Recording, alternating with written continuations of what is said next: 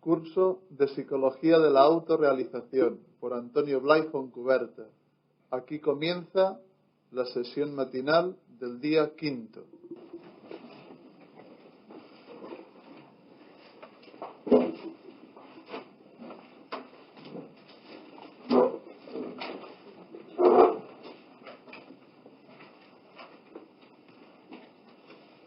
Bueno, ¿queréis preguntar? Suponiendo que trabajases el centramiento a fondo. ¿Cómo suponiendo? ¿Se da por descontado esto? Suponiendo que pudieras mantener este estado de centramiento, eso solamente ya sería suficiente para que en tu vida se expresara el foco que eres, el triple foco. Así es. Sin tener que preocuparte de expresarlo. No, pero es que si estás centrada, es inevitable que expreses todo. Que desaparecen las censuras, desaparece todo el mecanismo protector del personaje. Es que estar centrado es una cosa muy seria, ¿eh? Parece un momento que simplemente estar así, no, es estar suelto. Es dejar que lo que realmente soy y que todos los residuos que hay dentro que vayan saliendo, y es un recibir completamente y un dar salida completamente a todo. Es poner luz verde a la vida.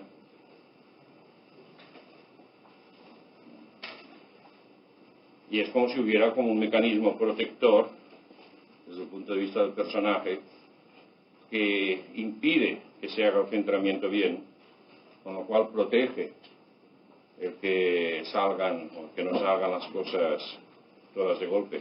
Y así se va poco a poco, van saliendo y poco a poco se va despejando uno más.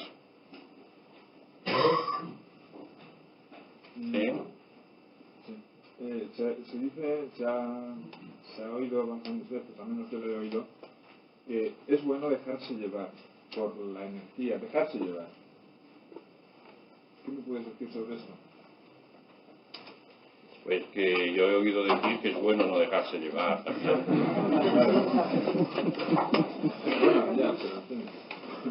Es bueno dejarse llevar cuando todo tú estás unificado, integrado y unido con lo superior.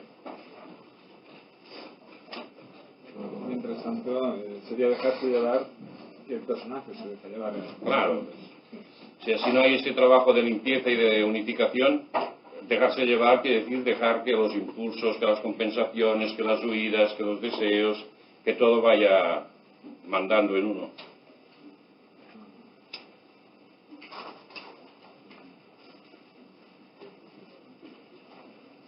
Cuando, como consecuencia del cambio que se produce por el contacto con niveles superiores, y cada vez que cambiamos nosotros, cambia la situación, cambian las personas con las cuales nos relacionamos, y ello puede producir graves tensiones desde el punto de vista con familiares, de hijos, esposa, etc. Puede producir crisis, puede producir contrastes y a veces problemas, pero en la medida en que uno pues va desarrollando una mayor comprensión y una mayor capacidad de actuación, todo esto debiera poderse sortear bien y no presentar ángulos agudos. Pero es inevitable, en la medida que una persona madura, sea porque hace este trabajo, sea porque madura como experiencia de la vida, se va produciendo un desplazamiento.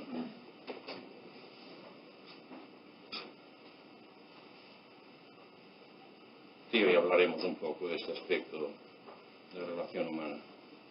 Okay.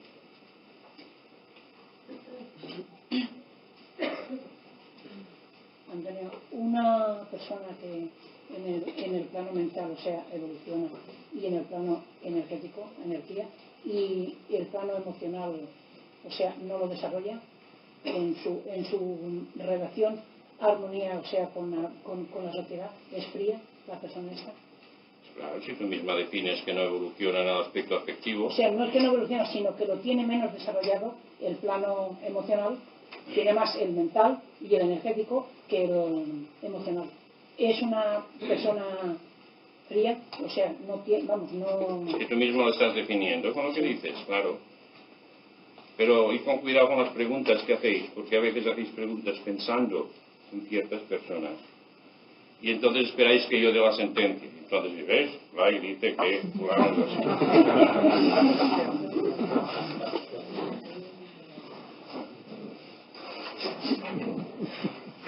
Cuando crees que estás centrado, sigues en tu movimiento, en tu relación, sigues razonando, sigues pensando. Quiero decir, es que a veces creo que consigo centrarme, pero yo sigo razonando. Es como si hubiese una voz que me indicase, o sea, como un desdoblamiento, sin ser desdoblamiento, lo puedo explicar de esa manera.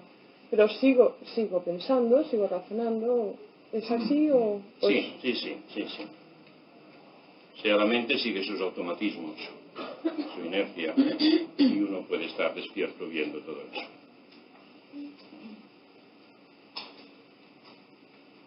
Antonio, ¿podrías decir qué es la bondad?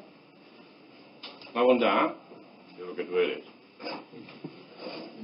Yo también. Te lo pregunto porque yo no me digo como bondad. Claro. No me siento de Cuando se es la bondad, pues no se vive como bondad. Ahora lo entiendo mejor. Solo conocemos las cosas por contraste. Entonces lo que uno es lo que menos conoce. Es cuando contrasta con otra cosa. Entonces se distingue aquello.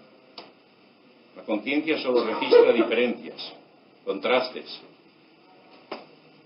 Lo que es permanente, lo que es básico, lo que es constante, no se percibe si uno no se despierta mucho. Por eso es tan difícil realizarse a sí mismo. Porque realizarse es tomar conciencia de lo que uno realmente es. Pero lo que uno realmente es no lo puede percibir porque no es ningún contraste. Lo es.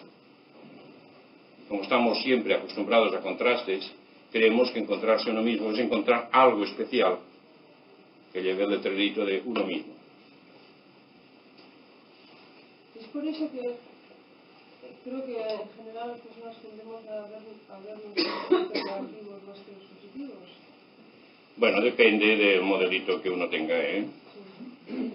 Si uno tiene un yo-idea negativo, entonces esto está saliendo siempre a flote y está saliendo en forma de recriminaciones y críticas. No, el contraste lo mismo es de cosas negativas que de cosas positivas. Todo lo que admiras, por ejemplo, es positivo. Entonces, si tú te crees bueno, eres malo. Si tú te crees bueno, estás equivocado. Si te crees malo, también. Toda creencia ya es un error sobre uno mismo. Uno ha de ser uno mismo, no creerse. Creerse es una idea. Y el ser uno mismo es ser tal como es, sin ideas. O sea, si tú te comportas... ¿No te ves cómo te comportas? Tiene que ser espontáneo. Sí, el ver y el ser es lo mismo cuando está todo unido. Y cuando el ver está distanciado del ser, entonces hay este desfase que decíamos, esta desconexión, esta falta de integración. O sea, cuando uno está integrado, actúa y es totalmente consciente de lo que está pasando, pero no lo está evaluando. No lo está tomando como objeto para compararlo con otra cosa. Es uno mismo. Y lo que ve es lo que es, lo que es lo que ve. Y no hay otro término de comparación.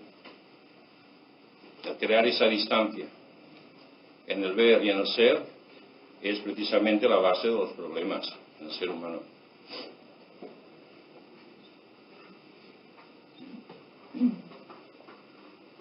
Cuando estamos centrados es normal igual sentir un poco de emoción. A ver, otra vez. Cuando está más centrado es normal sentir un poco de emoción. Sí, la emoción es el signo de no estar centrado. La emoción siempre es el resultado de un contraste. Entonces, en la medida en que tú te has hecho una idea de que estar centrado es estupendo, y entonces vives algo que te parece, que tu mente te dice, esto fíjate qué bien, ya estás más centrado. Entonces, el contraste de lo que tú habitualmente vives con lo que ahora te dice tu mente que estás mejorando, esto crea la emoción. Y esto a la vez te descentra. Para hacer un entrenamiento, al principio no es para hacerlo con los ojos cerrados. Pues es bueno hacerlo al principio con los ojos cerrados. Pero solo al principio, porque si no, malo, ir por el mundo con los ojos cerrados. Y hay que estar siempre centrado. ¿Sí? En estos momentos estoy viviendo una cierta apatía, un dejar de ir, ¿no? ¿Qué podría hacer para salir? ¿Y por qué has de salir de eso? Puedes vivir una señora apatía. Lo importante es que te des cuenta de ello, que estés presente. Puede haber resistencias interiores, puedes estar en un ciclo bajo, esto que se hace de las curvas de los biorritmos. Puede ser que sea una confluencia a un nivel bajo de tus ritmos, pero esto desde un punto de vista de trabajo, que es lo de menos. Lo importante es que tú te des cuenta que estás viendo eso. Y porque estás viendo eso, puedes constatar que tú no eres ni es estar bajo ni es estar alto, que tú eres aparte de eso.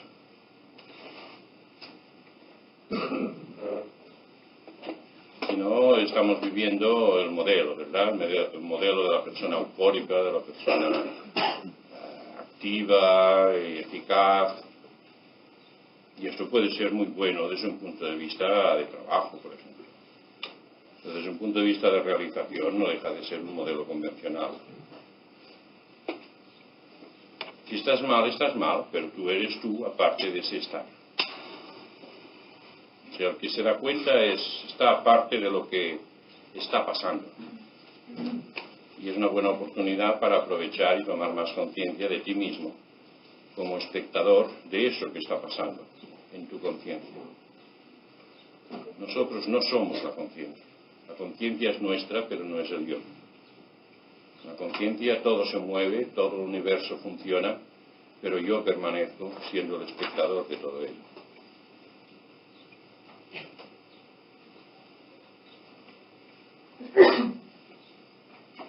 Antonio, ¿de dónde salen los miedos y cómo se pueden evitar?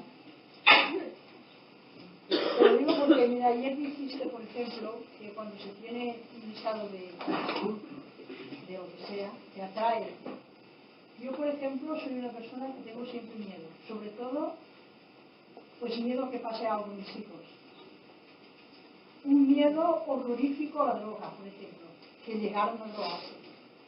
Entonces, por lo que tú dijiste ayer, a mí me preocupa. Ahora tengo miedo de mis miedos, porque pienso que puedo atraer. Pues sí que la hemos hecho buena, ¿eh? Incluso llego a ocuparme de otras cosas que pasen que han pasado porque yo he tenido miedo que pasaran.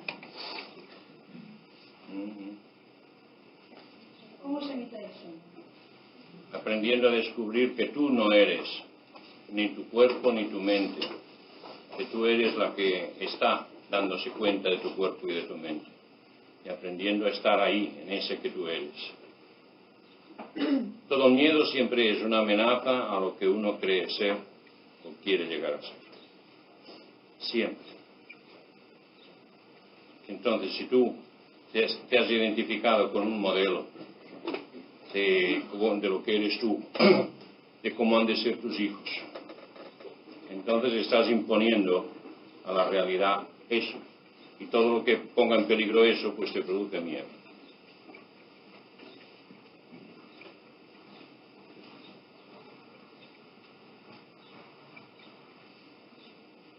Eso si repasas lo que expliqué el martes pasado por la tarde, y el miércoles por la mañana y el miércoles por la tarde. Entonces, y lo estudias a fondo, entenderás que en detalle todo ese mecanismo de los miedos. Ya dije que todos los problemas psicológicos derivan del hecho de que yo me estoy viviendo como idea de mí. Todo lo que pone en peligro esta idea de mí, pues me produce miedo, y todo lo que se deriva del miedo, ansiedad, tensión, huida, enfado, depresión, etc.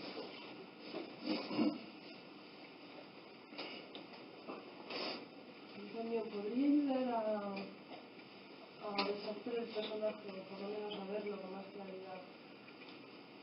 El obligarse o el intentar hacer el rol opuesto del personaje que generalmente uno lleva, o no puede ser bien. Sí, esto se hace. En análisis transaccional esto es una de las cosas que se hacen. Bien. Pero para mí no hay nada como ver lo que está pasando.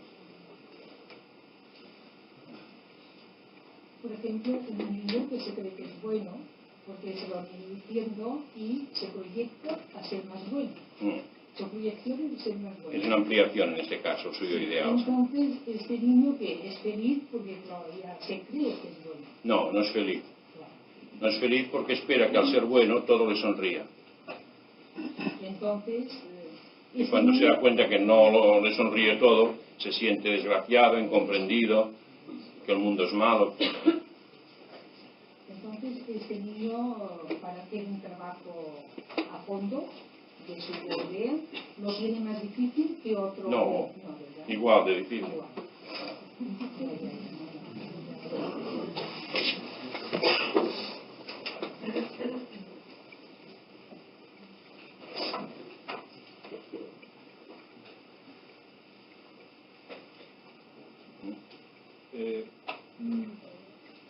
Vivir en el campo puede ayudar a todo este trabajo. A ponerse morenos, ¿no?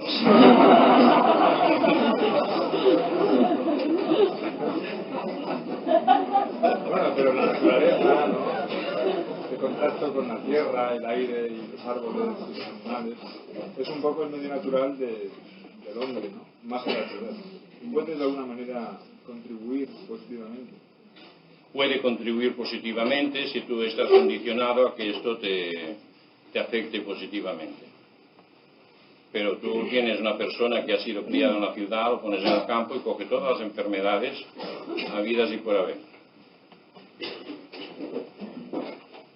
Ya estamos viviendo mucho con mitos, que en un principio, en sus fundamentos son ciertos, es correcto, pero que luego al aplicarse pues es un mito.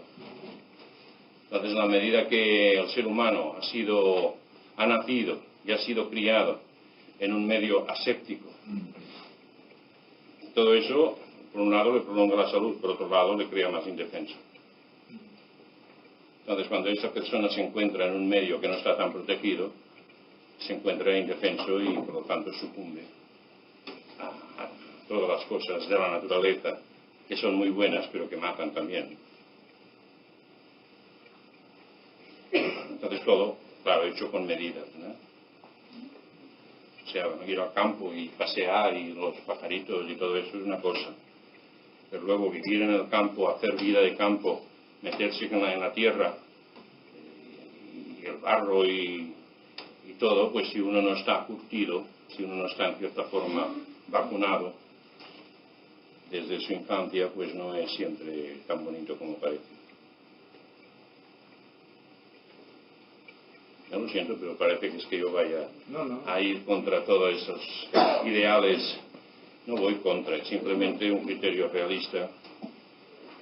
El que puede vivir en el campo desarrolla menos problemas, porque hay menos reglamentos, que el que vive en una ciudad más compleja, más sofisticada, más ruidos, más complicación de todo. Pero una cosa es esto y otra cosa es el trasplante de la persona que está acostumbrada a vivir en ciudad y ponerlo en el campo, haciendo vida de campo. Sois los preguntadores oficiales del curso. Cada curso siempre surgen unos preguntadores fijos. Bien, simplemente ¿puede un ser humano contactar desde el plano físico directamente a lo espiritual? Porque como dicen los libros, Pablo de Tarso oyó la voz de Dios, o sea, iba persiguiendo a los cristianos, o sea, iba en encontrar. Pero él iba a caballo, vas a caballo tú. Yo no voy a caballo. O sea, es una pregunta que siempre me pregunto. O sea, dice que era un ser que estaba contra Dios. Entonces dice que oyó la voz de Dios en una de las persecuciones contra los cristianos. Y este ser fue iluminado, o sea, en el momento que oyó la voz de Dios. Y lo que él llevaba dentro, como lo limpió. ¿Cómo lo limpió? Ay, yo qué sé. Pero, lo que sé es que en este ejemplo que tú pones, suponiendo que históricamente sea tal como nos lo cuentan, o sea, él tuvo, en primer lugar, él no iba contra Dios. Él iba contra el grupo de cristianos, en defensa de lo que él creía la verdad. Entonces, pues, le viene el rayo ese y cae del caballo y tiene una iluminación hasta allá. ¿Y entonces qué pasó? Él se convirtió, eso es una conversión. Pero esto superior tardó, creo que son 7 años, en que le transformara por dentro del todo, que él estuviera en condiciones de empezar a ejercer un ministerio, aquello que decíamos de si lo superior purifica o no lo interior. O sea que se pasó un montón de años trabajando interiormente, recibiendo instrucción y haciendo todo un trabajo interior. Y en otros ejemplos vemos también Ramana Maharshi a los 17 años tuvo la experiencia de lo que era la muerte y de lo que era su verdadera realidad. Fue una experiencia súbita y definitiva. Pero luego se pasó 15 o 20 años solo para llegar a asimilar totalmente ese descubrimiento. Pudieran ser que estos seres de encarnaciones pasadas trajeran ya, o sea, la pero evolución. Aunque trajeran esta evolución ya prefabricada, el hecho es que necesitan todo un tiempo para que se produzca toda la unificación interior. Generalmente solo vemos el aspecto brillante de esas cosas, pero luego hay toda una historia que oculta o que no se oculta, pero que generalmente no se recuerda tanto, y es el trabajo profundo en silencio que se va haciendo para que la cosa llegue a toda la profundidad. ¿Sí? Antonio, quisiera preguntarte sobre la apatía que dijo el domingo. La solución sobre una apatía que se manifiesta un día sí, un día no. Por ejemplo, un día soy muy apático, no tengo ganas de hacer nada, mucho sueño, ni siquiera puedo sumar.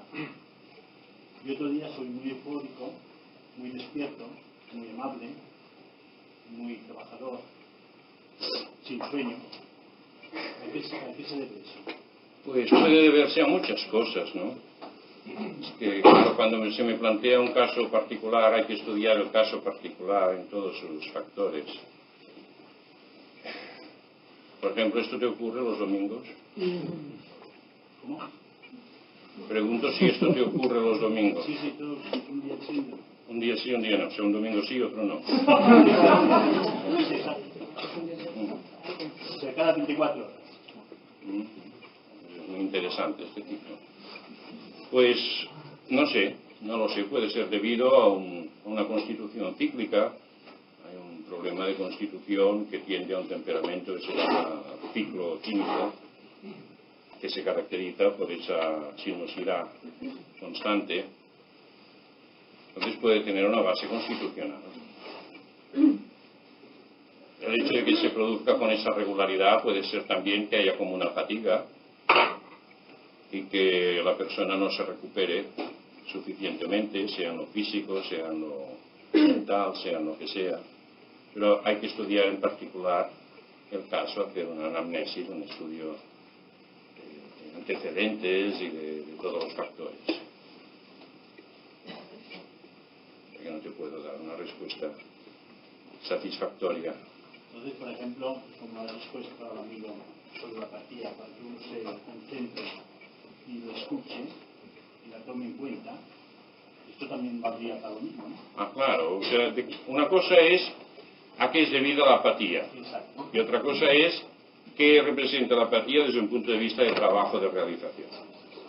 Entonces, desde un punto de vista de trabajo de realización, lo importante es que tú estés allí, presente, Eso lo comprendo bien. sin protestar por ello, sin pretender que no esté, sino viviendo plenamente esta situación, dándote cuenta que tú eres tú que estás contemplando aquello. Ahora, en este día de apatía, por ejemplo, pues uno no tiene ganas ni siquiera de escucharse. No, esto se puede hacer perfectamente, esto que digo. O sea, en plena apatía se puede ser muy conscientemente espectador de lo que está pasando. Yo creo que conozco bastante el asunto por mí mismo. Bueno, yo me reconozco a mí mismo y te respondo que la apatía es tan inmensa que más Sí, lo que estoy tratando de comunicar es que uno puede estar en plena apatía, pero uno puede ser conscientemente el observador de la apatía. Y que lo que interesa es que uno esté atento más y más a este observador que contempla la apatía.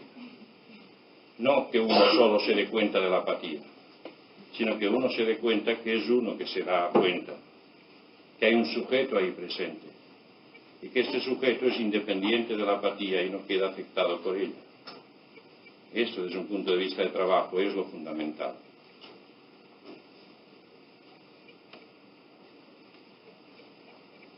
¿Entiendes o no entiendes? Sí, comprendo completamente. Es que yo estoy observándome durante ya varios años. Y entonces, el resultado es el siguiente. Cuando yo estoy eufórico, como hoy, por ejemplo, puedo escuchar, puedo sentir, puedo hablarte, contestarte perfectamente, puedo desarrollar un trabajo mental muy grande. Sin embargo, mañana, pues no lo puedo. Pero lo que yo te estoy diciendo es aparte de eso. ¿Cómo? Lo que te estoy diciendo yo es aparte de que un día estés bien y otro estés mal. El día que estás bien y que estás mal sigue siendo tú. Ese tú has de estar presente a ese tú que está ahí. Exacto. No a tu modo de estar. Si lo comprendo muy bien, si es lo que estoy examinando. Entonces yo ese día que estoy apático, es que no, esto no es un examen. Me quedo completamente sin poder pensar, sin poder sumar. ¿Y quién se da cuenta que no puede sumar ni pensar? Yo mismo. ¿Tú te das cuenta? Sí. Está atento a ese tú que se da cuenta. Sí. Y eso verás como te crea una conciencia que está por encima de la apatía y de la euforia. Pero mientras estés pendiente de si ahora no puedo, ahora que bien estoy, sí, mientras estés atento al estado, no es ningún trabajo en relación con la realización. La atención ha de estar en el sujeto que está viviendo el estado y que es totalmente independiente del estado. Y solo eso desarrollará o hará despertar en ti una conciencia que trasciende todo estado. Entonces, en el fondo, te sentirás tan bien, tan plenamente, cuando estás eufórico como que cuando estás depresivo. La conciencia es otra, o sea, la parte de que yo esté apático en ese día, pienso en ser más eufórico, o sea, pensar que mañana estaré bien, darme ánimos y mismo. Eso es lo que me temía, claro. Y entonces resulta que en ese estado lo que hago es no levantarme. Claro, tú te estás refiriendo al estado, yo me estoy refiriendo a ti. Sí, al ser. Entonces, desde un punto de vista de realización, yo te insisto, mantente atento al ser que está detrás de los estados. Desde un punto de vista de terapia, diríamos, yo no te puedo dar ningún diagnóstico exacto porque habría que estudiar el caso con detalle. Y además no me dedico actualmente a esto.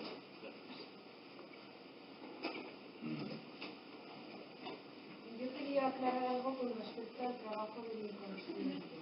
Ayer concretamente quise trabajar en la realización. Sí. Y entonces cogí a la niña en una situación muy antigua de mi niñez, y después de haberla animado y haberle dicho todas las cosas que hay que decir para que se sienta bien, luego en la fase siguiente quise que la niña respondiera a esa situación pues desde el fondo con esas cualidades de amor, inteligencia y energía. Y lo que observé es que al responder con tanta, o lo que a mí me pareció tanta inteligencia, la niña pues era como un monstruo. Sí, porque no permitías que la niña funcionara a su propio nivel. Me parece que tú le prestabas tu mente de adulto, claro. Sí, no hay que insistir mucho en esta respuesta, ¿verdad? Lo importante es la reeducación. Y esta reeducación hay que hacerla incansablemente. Ya luego ya irá saliendo solo más fácil el hecho de que se exprese positivamente ante las situaciones negativas de la infancia. La insistencia está en la reeducación. Por lo tanto, en el explicarle bien, incansablemente, con claridad, con sinceridad, con afecto, que ella no es esa niña, sino que es un foco infinito de inteligencia, de amor y de energía. Entonces es que yo creo que no tengo que vivir hasta explicar esa educación. Y esta pretensión que yo tenía de actuar desde el fondo sería pues... Y es correcto, lo expliqué, pero expliqué que eran dos tiempos, ¿verdad? Sí. Un tiempo de reeducación y otro tiempo como de situarla ante una situación negativa y ver cuál sería su respuesta positiva. Pero el factor importante está en el primer tiempo. No has de esperar que el primer día que le digas eso a la niña pues ya baile una jota, ¿verdad? Sí, por allí. Antonio, sobre esto que has comentado de la apatía, sí. Lo que no entiendo es cómo se compagina eso, el vivir ese estado de abatimiento, etcétera, con la actitud positiva que tú dices que uno se ha de comprometer en todo momento. Pues claro, la actitud positiva es la actitud positiva que puedas tener, ¿no? De momento, en el estado de depresión, que se puede manifestar como apatía, de momento ya el no dejarse hundir en la misma apatía ya es una actitud positiva. Pero la manifestación positiva será muy distinta cuando estás en ese estado de depresión que cuando estás fuera de ese estado, ¿no? O sea que no hay que medirlo de un modo absoluto, sino en relación con lo que tu estado y circunstancias te permiten. Sí, pero al tú insistir tanto en que se debe vivir cualquier situación sin tratar de modificarla, sino dándose cuenta de quién sufre esa situación. Entonces, por otro lado está lo otro, de tratar de comprometerse en vivir el amor, la energía, etcétera. Es que es lo mismo. Es que da la impresión que se interpreta lo que digo solamente en términos de actitud exterior. De actitud exterior, de euforia y de actividad. No, es básicamente una actitud interior profunda. Que yo en aquel momento esté con toda mi lucidez, que esté en toda mi capacidad de sentir, que esté en toda mi capacidad pues de movilizar la energía que pueda. Y el hecho de estar firme en esta situación y vivirla a fondo, pero con esa libertad interior, con esa plenitud, esto es la actitud positiva en esta situación. Es lo mismo que cuando estás descansando. Cuando estás descansando no se trata de estar en pie de guerra, sino no descansas. Es permitir que todo esté descansando, la mente y el cuerpo y todo, pero a la vez estar tú profundamente presente en ese estado de descanso y de relajamiento total. Y estar totalmente presente quiere decir estar tú desde tu foco de lucidez, estar tú desde tu foco de energía, aunque sea estática, y estar tú desde tu fondo de sentir. sea que hay que descubrir el centramiento como algo central, y la actitud positiva no es nada más que permitir que ese fondo funcione libremente en relación con la situación y con el estado que uno tenga. Porque si no, vamos a un modelo activista y triunfalista, y hay que huir de eso. En el fondo, exteriormente no notarás nunca si una persona está muy centrada o no. Porque una persona puede estar centradísima y estar en una actitud totalmente displicente. Pero si puedes captar dentro, verás si aquella persona está toda ella presente allí o si está ausente. La actitud positiva no es nada más que estar uno presente y disponible respondiendo a la situación que se esté produciendo. Si la situación es de actividad, todo uno en actividad. Si la situación es de descanso, todo uno en descanso. Pero si la situación requiere energía y no la tienes y te obligas a expresar esa energía, pues la que puedas, aunque sea yendo a rastras, si has de hacer algo obligadamente. O sea, no hay ningún modelo de ir allí con una bandera. No. Si estás agotado, pues estás agotado. Pero dentro de este agotamiento tú vives tú. Y tu conciencia interior de energía, aunque esta energía pues sea una medida mínima.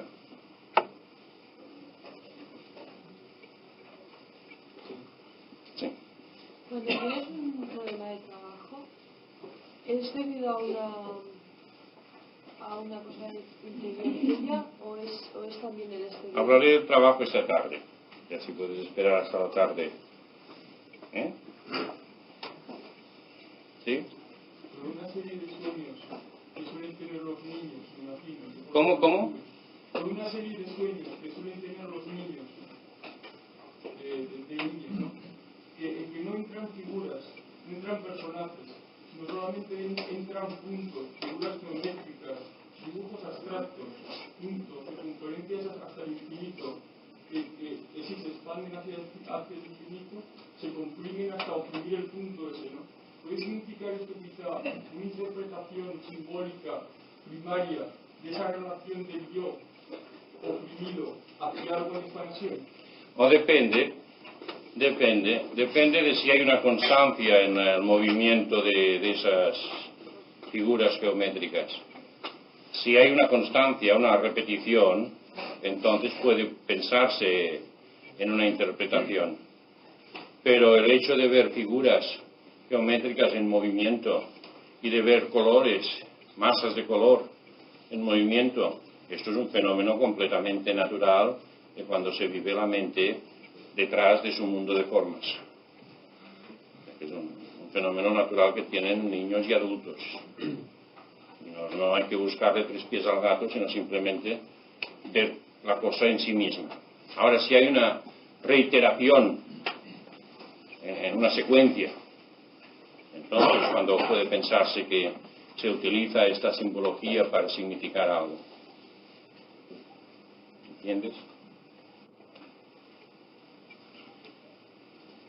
Yo quería preguntar si en estos casos de apatía que se están hablando, echar mano a la farmacopea sería un error o bien sería...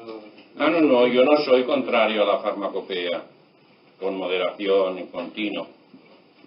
Si realmente tú has de dar un rendimiento y estás bajo y esto ha de traer consecuencias negativas para ti, ayúdate pues de la farmacopea, sin abusar, sin crear dependencia. Pero para mí el recibir ayuda de los elementos químicos para salir de una situación, sea de depresión, sea de dolor, sea de lo que sea, para mí es perfectamente legítimo y razonable. Lo malo es querer solucionarlo solo a base de esto. Pero como una ayuda en un momento dado, para mí es estupendo. Antonio, ayer hablábamos de lo justo y lo injusto. O sea que lo que por un lado es justo, por otro puede ser injusto. Pero a mí me parece que hay actos injustos desde todos los puntos de vista. ¿Es posible? Yo creo que no. Por ejemplo, a mí se me ocurre pensar, una violación a una niña. ¿Dónde está la justicia? Es que, claro, tú estás aplicando ahora un criterio de justicia, de ética moral, de ética en el sentido adulto. Y desde ese punto de vista es un acto totalmente injusto, salvaje, etc. No hay ninguna duda. Pero desde otro punto de vista, desde un punto de vista pequeño, egoísta, limitadísimo, aquello es una satisfacción. Uno que satisface su deseo, su capricho, sin mirar nada más. O sea, es una visión minúscula. Y porque es minúscula, no tiene en cuenta los otros valores y es un auténtico atentado. Pero desde ese punto de vista pequeño, está satisfaciendo pues un capricho o una necesidad o lo que sea. Pero es que lo difícil es soltar ese punto de vista humano. Yo no estoy justificando ahora la violación, simplemente estoy tratando de comprender cada cosa a su nivel. Y nosotros, como somos unos seres humanos que estamos viviendo en un nivel determinado, es natural que defendamos todo lo que va a favor de ese nivel, de una justicia pues, determinada, de un bien determinado. Pero eso no ha de impedir ver que en otros niveles pues pueda existir otros valores que de momento son enemigos del valor humano actual.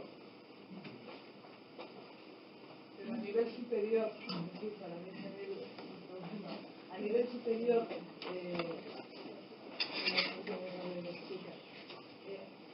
¿eso cómo es? O sea, ¿se materializa de alguna manera eso, la justicia, la bondad? ¿No existe o existe en sí? Sí, es que el error es delicado hablar de esos temas. Es delicado porque no está actuando solo la inteligencia, sino que está actuando toda la protesta interior, todo el sentimiento pues, de injusticia, etc. Por tanto, hay que tener en cuenta esto. Pero el error está en creer que existe una norma, que es tan básica que se aplica a todo. Y eso no existe. No existe eso. Lo que es el bien es aquello que tiende a desarrollar la realidad y la plenitud de cada ser. Esto es la definición, diríamos, básica de lo que es el bien y por lo tanto de lo que es la moral. Todo lo que se opone al desarrollo y a la plenitud de uno y de los demás es el mal. ¿Entiendes este concepto? Pero este concepto resulta que a la hora de vivirlo se vive de acuerdo con lo que cada uno vive como su bien. Y entonces lo que es un principio que en un nivel se aplica de un modo, en otro nivel aparece de otro modo que se pega a patadas con el primero. Pero ese bien es erróneo, ¿no? Es erróneo desde el punto de vista del bien superior. El hecho de que venga un escorpión y te pegue un pinchazo y te ponga una mano o un pie así, pues ¿qué le he hecho yo a este bicho? Y por lo tanto para ti es un acto de injusticia completo. Y pongo el bicho para que no haya estos resortes emocionales pues que afectan tanto. Y no obstante, para el bicho ha hecho un acto perfecto, que seguramente ganará su cielo gracias a este pinchazo que te ha dado.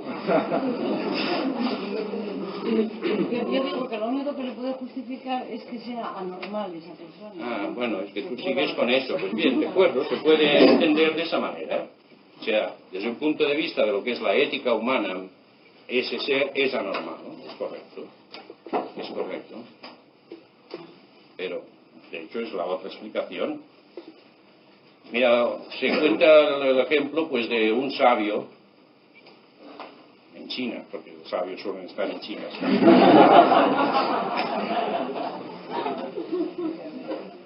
Que estaba al borde de un río y había un escorpión que resbaló de un patinazo y se cayó al agua. Y entonces, como este sabio, además de ser tan sabio, pues era muy bueno, coge el escorpión y lo pone en la orilla. Y el escorpión le pica.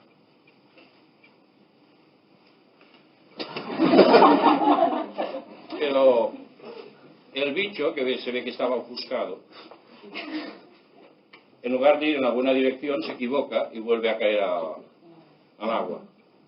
Y entonces el sabio, que seguía siendo sabio, y bueno, pues coge otra vez el escorpión y lo saca. Y el bicho le vuelve a picar.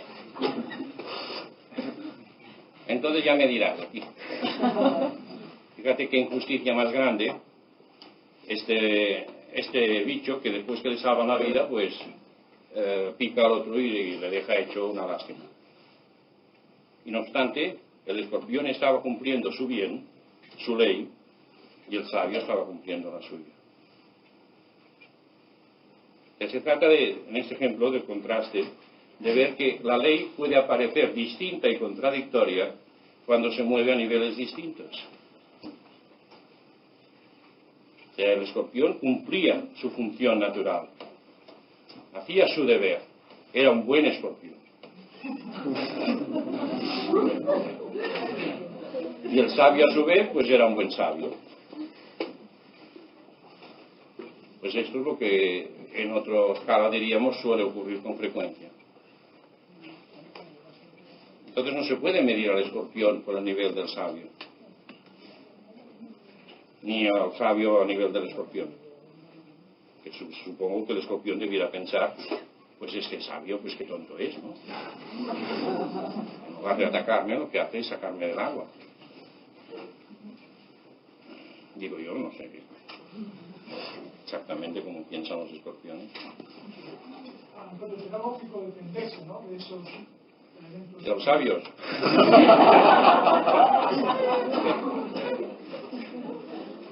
Pues claro, sí, desde un punto de vista individual,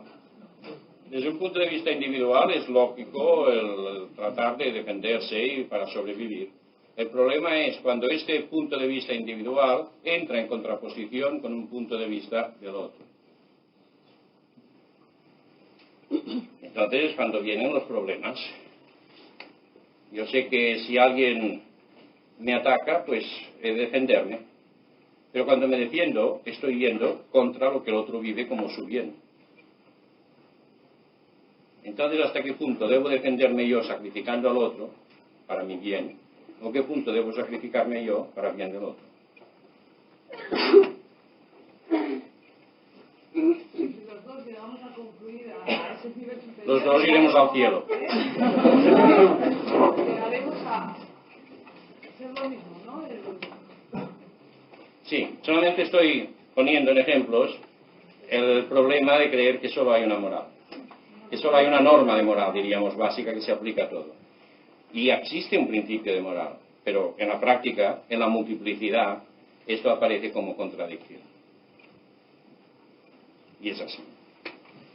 Entonces, digamos, cada cual da la medida, su propia medida, en virtud de sus decisiones ante las situaciones esas que se presentan continuamente. En tal cola, el que se cuela, está hoy por la calle, viene uno a pedirme caridad, limosna. ¿En qué medida necesita realmente la limosna? ¿En qué medida pues se ha acostumbrado a vivir pasivamente? Etcétera. Unos problemas que se están presentando constantemente a escala muy diversa, pero que es el mismo argumento. ¿Hasta qué punto yo hago su bien haciendo lo que él desea, o defiendo mi bien defendiéndome de lo que el otro me pide? Entonces esto es un problema de evaluación constante, donde de algún modo se manifiesta el nivel de visión que uno tiene. ¿No se puede defender uno? No, ya digo que sí, que uno puede defenderse. Estamos ahora tratando de una visión de crecimiento, ¿verdad?, hacia lo más elevado. No estamos hablando de qué es lo que se debe hacer en la vida diaria, en un modo medio de vivir. Por eso muchas cosas que digo pueden parecer escandalosas o irracionales incluso. Y es porque es otro nivel de visión, que no se puede esperar ni pedir que se haga normalmente por todo el mundo. ¿Me puedes explicar? Yo es que a nivel del escorpión sí que lo veo, porque el escorpión vive, o sea, en su mundo, en su plano, pero a nivel humano no lo entiendo, porque el ser humano tiene... Pues no, el ser humano está viviendo a escalas muy diferentes. Y hay un ser humano que está viviendo en una conciencia de la selva. y un ser humano que está viviendo a un nivel medio, y un ser humano que vive a un nivel muy elevado. Entonces su sistema de valores será totalmente distinto y no se le puede pedir que tenga el del otro. Personas que están viviendo, pero es como si todavía estuvieran viviendo en la selva. Y por lo tanto, para ellos es su logro, su triunfo, su afirmación y su crecimiento, el desarrollar la fuerza, la combatividad, el cargarse a quien pueda y el crecer a expensas de quien sea. Y esto, pues, para el que está viviendo un aspecto de justicia equitativa, es una barbaridad. Entonces, para ese lo importante es que yo doy al otro en la medida que el otro me da a mí lo mismo, en el sentido de justicia equitativa. Pero esto que parece tan bueno, visto desde otro nivel superior, también es bárbaro.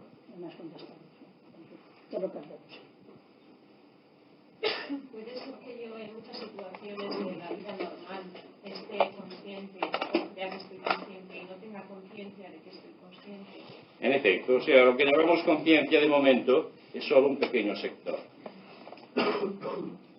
Y hay otros sectores de conciencia de los que no somos actualmente conscientes. Entonces, despertarse es simplemente conectar el sector de la conciencia actual con esos otros sectores más amplios y más profundos. Y lo curioso es que cuando uno conecta con eso, se da cuenta que siempre había sido consciente de eso. Pero que por un lado era consciente ya de eso que ahora ha descubierto, y por otro lado es como si no fuera consciente.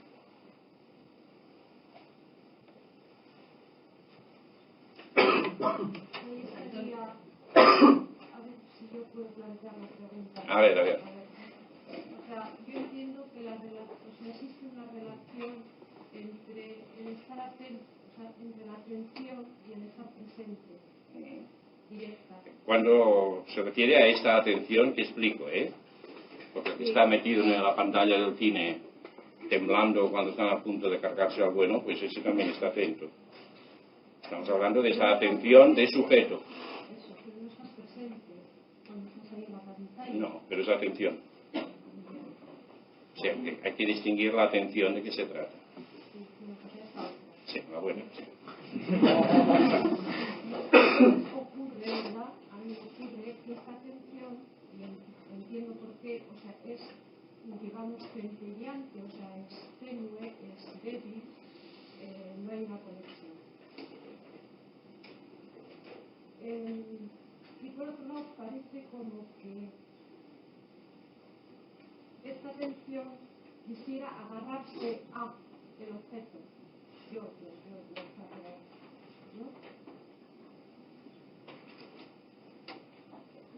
Yo es que no sé qué preguntarte, en realidad lo que quiero es que me digas algo. Hola.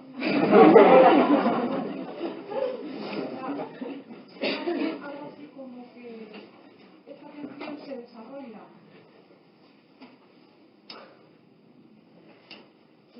Claro, estando atento. Sí, no le eches la culpa a la atención, El querer agarrarse a algo es la mente, no la atención. Porque la mente está acostumbrada a eso. La mente, cuando no tiene objetos a los que agarrarse, está perdida.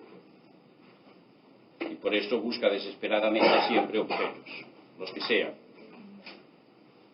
Ahora, esta atención al principio es débil, es oscilante, es vacilante, pero porque no se le ha dirigido suficiente energía. No la has mirado suficientemente. Cuando miras algo, no solamente lo miras, sino que le estás mandando energía. Entonces, cuando vas mirando una cosa y la sigues mirando, aquello se va cargando de energía. Y cargarse de energía quiere decir que adquiere una mayor presencia y una mayor realidad. Entonces, cuando hayas ejercitado suficientemente esta estar conectada con tu atención una y otra vez, llegará un momento que esta atención brilla por sí misma. Entonces ya no es un problema de que yo he de estar atento, sino que soy la atención y no puedo dejar de ser. Es un problema de alimentar la llama. Eso es. ¿Vas a hablar hoy algo de la energía? Me parece, bueno, no sé, es que la que ha preguntado antes es mi hermana y entonces me parece como que voy a contestar algo que no sé si nos comentaba. Ella ha planteado es proyección. Tú pregunta, no te preocupes. Bueno, el caso es que, hablando antes pues, de la justicia, ¿no?, y de la conciencia de Dios, me parece como que, o he intuido yo, como que preguntaba si cuando ya vives esa conciencia superior, si hay una unicidad también con otras personas que vivan esa conciencia superior, y si,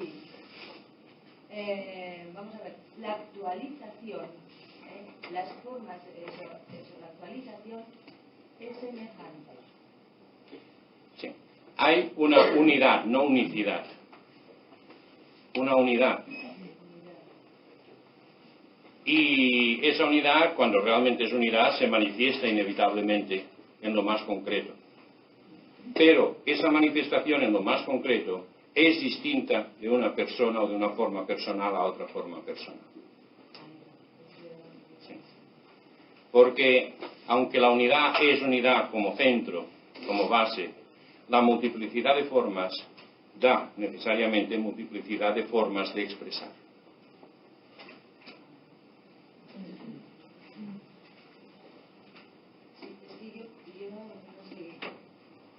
Intuía que tenía que ser así.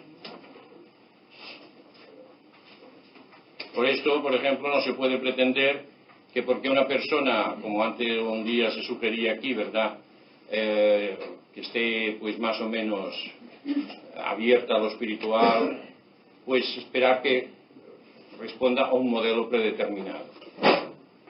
Es absolutamente imprevisible.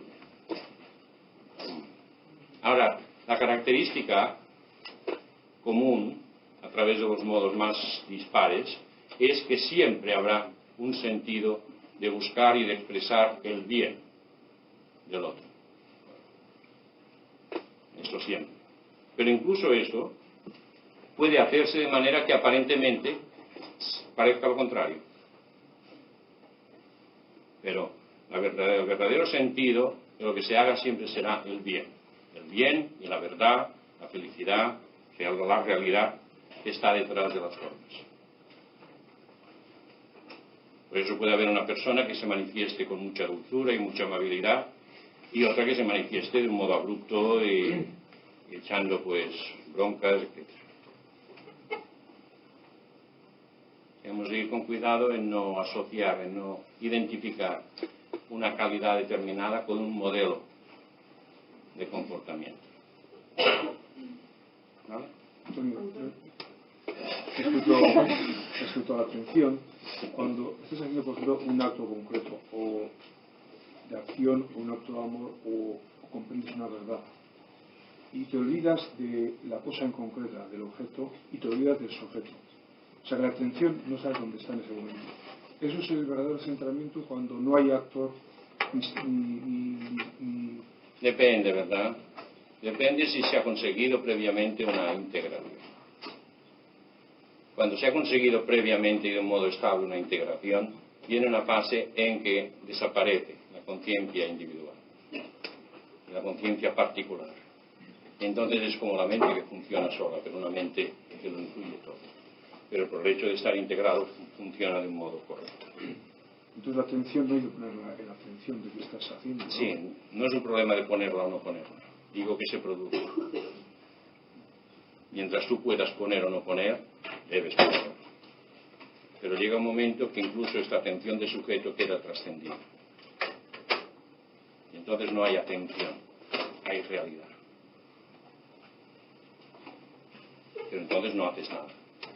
Se produce todo. Antonio, cuando la atención, a mí, el estar atenta, pues digamos que más o menos me resulta. Que le resulta fácil. Sí, pero lo que cuando simultáneamente es quién es el que está atento, pues a mí me ocurre que tiendo como a ir a, o sea, como si me fuese a encontrar algo, y entonces, pues claro, no encuentro nada, no sé ni dónde es, ni... Sí, detente un momento ahí. Cuando tú estás atenta y te dices quién está atenta, ¿qué sientes exactamente? Pues, sí, me siento perdida. siento que tiendo por dentro como a ir a un sitio y no encuentro ese sitio. Pero a ver, esto que sientes, que te sientes perdida, que tiendes a ir a un sitio que no sabes qué sitio es, ¿lo vives como algo más grande o como algo más pequeño y más concreto? Has de mirar eso. Cuando se está centrado y te preguntas quién soy yo con sinceridad, estando centrado, se produce automáticamente una resonancia de infinito. Pero eso es cuando estás centrado. En cambio, cuando no estás bien centrado, ¿quién soy yo? Te vas al yo idea. Al yo idea con todas sus resonancias emocionales. Pero me dejas que te pregunte. Cuando a mí me ocurre esto, Sí. ¿es que lo hago mal o tengo que seguir intentando? Es que, claro, como no me explicas lo que en concreto, lo que te pasa, que es el signo. Es que no sé explicarlo. No es un problema de explicar, es un problema de que tú lo percibas con claridad. O sea que, de momento, sitúate en esa atención, pero también que abarque el sentir y la energía, y aprende a mantenerte así. Entonces, cuando te parezca que ya estás funcionando así, y esto puede requerir semanas, entonces plantéate, ¿soy yo? ¿Quién soy yo? ¿Quién está atento? Y entonces verás si se produce esta resonancia hacia algo más grande o hacia algo más hacia adelante, más concreto. Si se produce hacia algo mucho más grande, atenta a eso, porque ese foco individual está señalando hacia lo que realmente eres, más allá del foco individual. ¿Sí? Relacionando con las leyes que has estado hablando antes, sueles decir que hay que actuar al servicio de la inteligencia y el amor. ¿Hay alguna otra posibilidad? Sí, claro. Pero es que al decir al servicio de la inteligencia y del amor me refiero a la inteligencia grande, al amor grande, porque estoy hablando dentro de una perspectiva de trabajo. En cambio, normalmente lo que se suele actuar es al servicio de las creencias, o al servicio de las emociones, o al servicio de los impulsos vitales. Que todo deriva de lo mismo, pero que está expresándose en pequeño. Entonces, aquí estoy hablando siempre de la perspectiva de lo grande. Es que al estar antes contestando esta pregunta, a mí me ha vuelto a la anterior que había hecho, que el poder mantener esta atención profunda en cada momento, si se pudiera mantener, ¿no sería ya el tener conciencia de que estás consciente? Sí, cuando tú seas consciente de que estás consciente, no necesitarás ninguna prueba. Será para ti totalmente evidente. Mientras necesites pruebas, es que no estás totalmente consciente. Y esto viene a ser lo mismo que el vivir el aquí y el ahora y el estar centrado. Sí, cuando esto se vive en expresión, en acción. Porque claro, puedes estar solita en tu habitación y estar muy bien, y luego salir a la calle y estar pendiente de todo. O sea, cuando se mantiene este centramiento en la acción, entonces ya es la actitud positiva, etc. Pero no tengas prisa, porque si no piensas que es otro yo ideal que estás creando. Quiero llegar a estar muy centrado, muy atento. Y entonces estás creando otro fantasma mental. Hay que hacerlo con calma, con serenidad. De un modo, diría, impersonal. Mientras haya deseo y crispación, es que es simplemente otro superpersonaje que estás creando, aprovechando, utilizando todo lo que se explica aquí.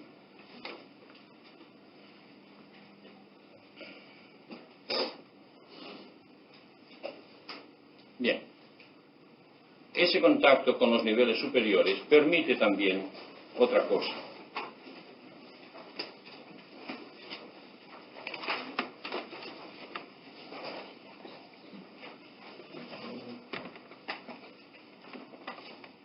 El nivel de la mente superior es a la vez, como os decía, el nivel de creación.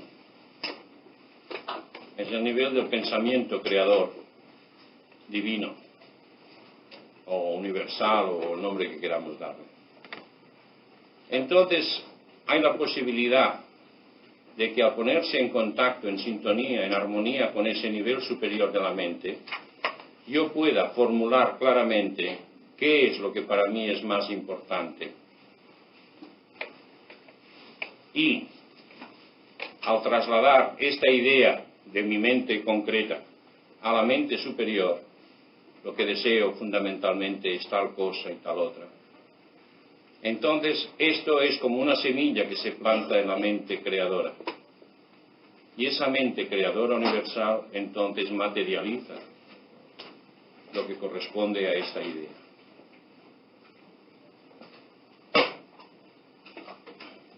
¿Sí se entiende eso que explico? ¿Qué es lo que no entiendes bien? O sea, cuando tu mente está dentro de... en el más allá, vamos, en contacto con la mente superior. Eso, no en el más allá, ¿eh? Entonces tú preguntas, pero lo que tú preguntas es material, ¿no? Lo que sea. Lo que sea. Cuando no especifico es lo que sea. Puede ser material, puede ser psicológico, puede ser espiritual, lo que sea. Porque es la mente creadora, es la que cuando recibe esta idea, luego se cuida de materializarla, de convertirla en realidad concreta. Y esto funciona con una precisión total. Es el mecanismo que hay detrás de la oración cuando se hace bien, pero que se puede hacer sin necesidad de la forma específica de oración, ¿no? Es un proceso técnico, exacto. Oye, Antonio, perdona. ¿Esto que funciona es cuando ya has conseguido el contacto o cuando estás en el intento? Es en la medida que hay contacto, aunque sea por un instante. Ah, ya. O sea, que no hace falta que sea... No, porque la finalidad es que ese momento, aquello, llegue allí.